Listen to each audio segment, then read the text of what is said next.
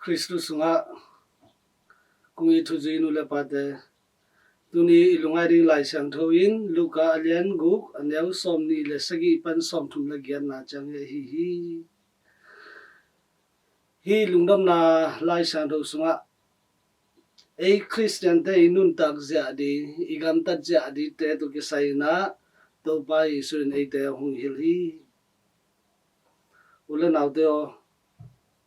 tu hu lai takin leitunga buai na hamsan na da na Kha-ann na lungkham na te tam pi ta ki to hi gal te piang hi thu to ki sai in tu lai takina Paul khate na Rev.Fr nai ta hi china again Paul kharum hi ai zo na hi Rev.Fr to ki sai pen ei Catholic thu zui te ari Rev.Fr lo hi to hang na hi Paul lang te again na Rev.Fr to ki sai ei Catholic te ari bang ma lung hi mo na lo hi buai na bang ma lo hi Rev.Fr pen ei Catholic te Paul bi thu yung na hi lo hi chi pen phok den ni hi leitunga da na ka na lungkham na pen nidang peka pa na aumom hi tulai kam sang ki nei khen te ina hi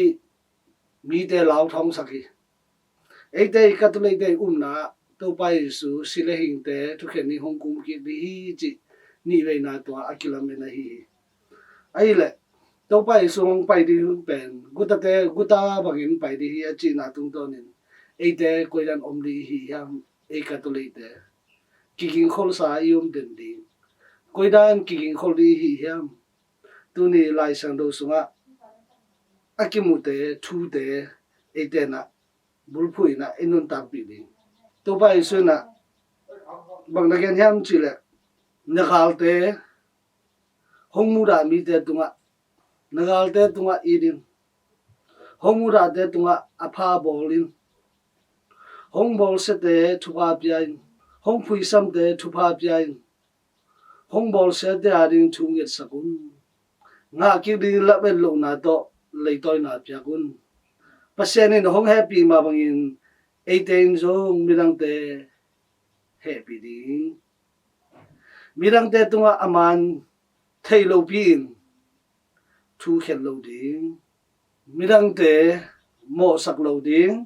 mirang te mo na mai sak ding manghang ibyak pasianina inna pasian a hi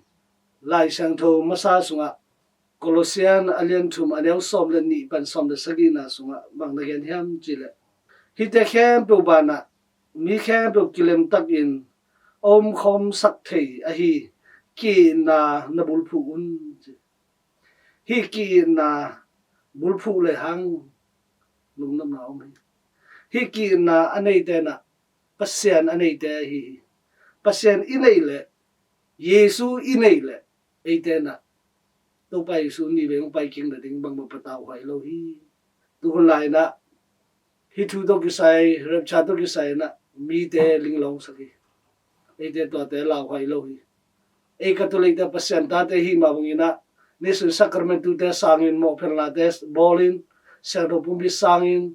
to pai su umin thungen le hang bang hun to pai su pai le ei te lungnom takin idon dei di chi ben ki phok den ni pasienin hongin na te phokin ei te pasien hongin ma bangin ei ten zo ikim ipam iveng ipam te tunga I ding pasienin imo na te mai sang ma bangin ei te zo khalakhat mo mai na te ki pele hang pasien lungdam ma di pasienin hong happy ma bangin ei te zo khalakhat ki happy ding dina Laisiangtho so agyang na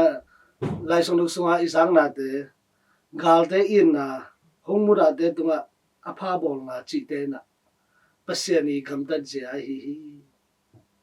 aliam ben pasien ta te iswa na ding na tuni Laisiangtho honggen te inun tak pi di han chang ni lungke ke ni pasien bel ni